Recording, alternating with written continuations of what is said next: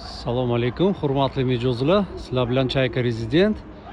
Yangi yildan keyin boshqa ishlarni ko'rsatinglar degan edilar mijozlarimiz.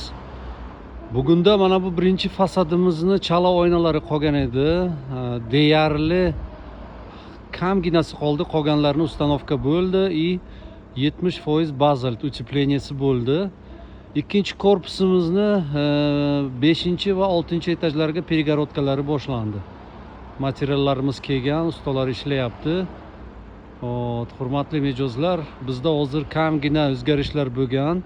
Mana bu ikkita korpusimizni oylarini 18 oy qilganmiz. Потому что yozlarda nasib bo'lsa topshirishimiz niyatimiz bor. Remont masalasi.